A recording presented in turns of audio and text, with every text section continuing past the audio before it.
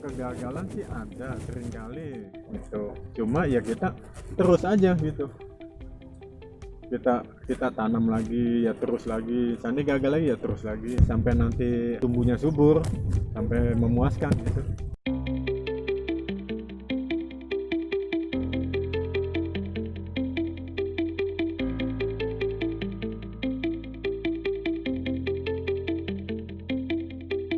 Nama saya Pak Sudarsa, saya pembudidaya genjer di Bekasi sejak tahun 2010. Awal mula saya budidaya genjer di daerah Cikarang, Sukatani. Tapi untuk budidaya di Bekasi saya pada tahun 2018.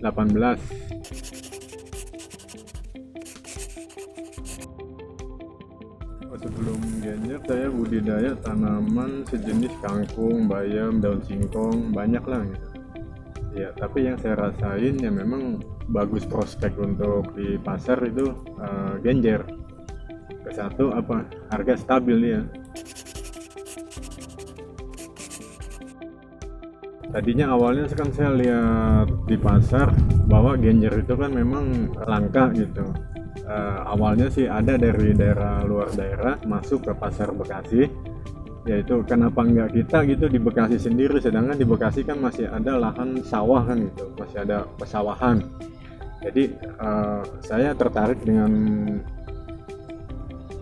harga yang menjanjikan di pasar gitu, dan kebetulan sampai saat ini pun ya masih stabil harga gitu.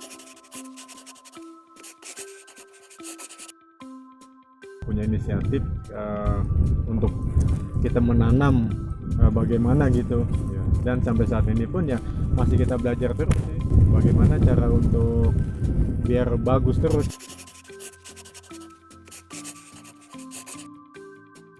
Kalau genjer kan kita sekali tanam dia modal memang ya lumayan besar kalau untuk genjer sekali tanam itu, tapi dia bisa bertahan itu sampai 12 bulan sampai 15 bulan, ya kurang lebih tahun setengah lah gitu. Kalau untuk tanaman lain kan kita sekali ambil habis, nanti tanam lagi, modal lagi gitu. Kalau ini kan dia sekali modal tapi bisa bertahan sampai tahun setengah gitu.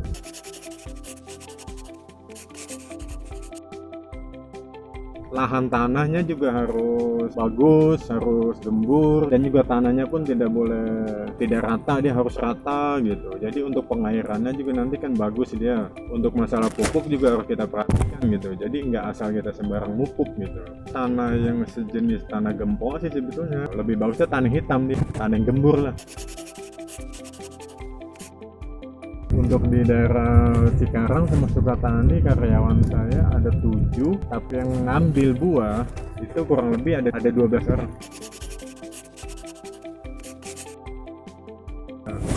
Kegagalan sih ada seringkali gitu, cuma ya kita terus aja gitu, kita tanam lagi ya terus lagi, seandainya gagal lagi ya terus lagi.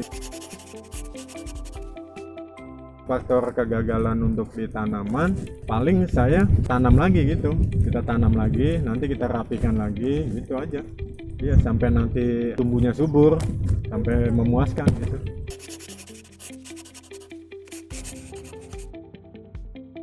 Kalau memang kita rawatnya bagus, terus tanaman juga subur sehat, ya mungkin faktor keberhasilan udah kelihatan, contohnya kayak seperti ini kan gitu.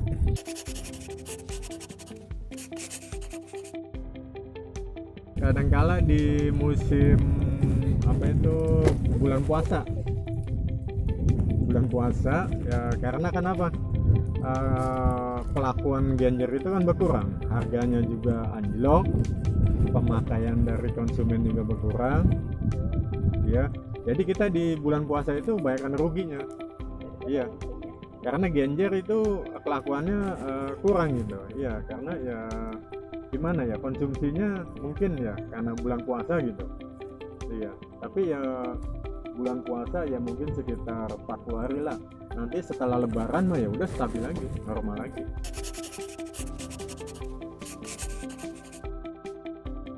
Saya kan lihat di pasar Teluk Buyung, di situ kan saya lihat kayaknya prospek genjer kan bagus harganya, Nah saya gimana kan, pengen saya punya tanaman genjer gitu ya, karena kita memang nggak ada modal ya kan.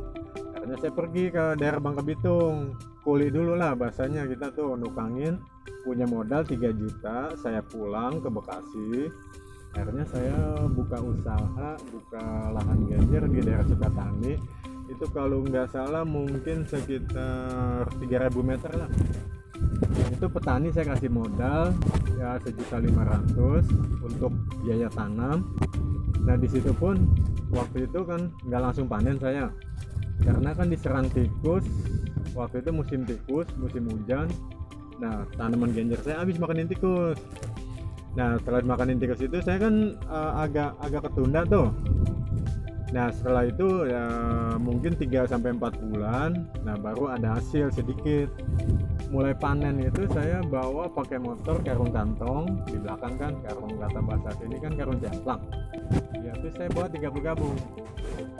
30 gabung itu berarti kan 300 ikat.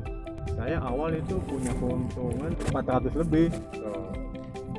Nah di situ nah baru tuh akhirnya uang itu saya terus ya kan, saya kembangkan, saya sewa tanah sampai seluas mungkin ya sampai saat ini lagi. Saya kalau hasil panen saya distribusikan ke pasar Babelan, pasar pelelangan, karena saya memang sudah punya langganan di situ.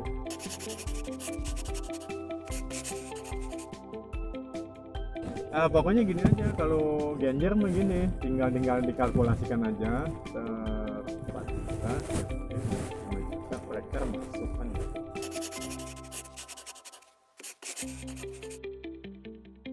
Ya tanggapan saya sih ya buat terima kasih banget gitu sama Pak Wakil. Jadi kan seolah-olah gitu kan ya petani kampung lah bahasanya ya.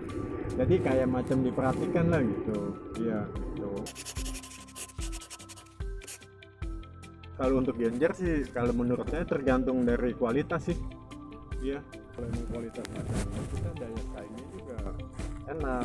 Jadi di pasar permintaannya juga semakin tinggi.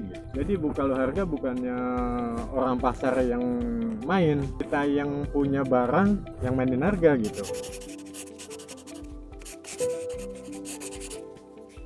Tanahnya harus gembur dan juga tanah bukan tanah yang jenis tanah putih atau tanah lilin lah.